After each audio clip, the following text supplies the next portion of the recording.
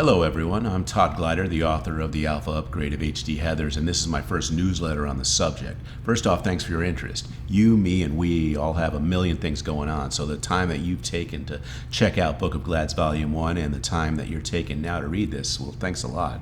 As you know, the Alpha Upgrade of HD Heathers is set in Philadelphia. So I thought I'd take time in this first salvo to explain a little bit about why that is, because some of the circumstances of the book setting really do relate to me personally. My wife Jeremie, our cat Sophie, and I have been living in Europe for 13 years, and after a health scare for one of our parents in the summer of 2020, we thought, this is the canary in the coal mine moment. Everyone is getting on in years, it's time to go home.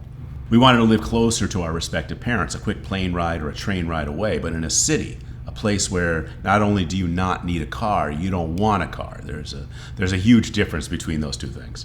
We were, during the height of the pandemic, from our apartment in Spain looking at Boston, New York, Atlanta, and DC.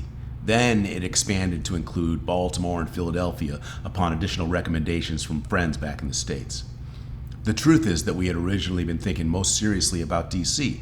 However, we decided against it after watching a super insightful YouTube video, courtesy of a woman who'd been living there for over a year. DC, she explained, was unlike other U.S. cities in that it was more or less manufactured. It hadn't benefited from generations of immigration like New York, San Francisco, Chicago, Philadelphia, or Boston. The more we looked into Philly, the more positives we found. It was abundantly walkable. There were community gardens, art museums, green spaces, ton of history and culture.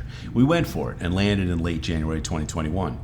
Now, since I'd only been to Philadelphia once in my life 15 years ago for 2 hours, and Jeremie had never been there, it was all super new.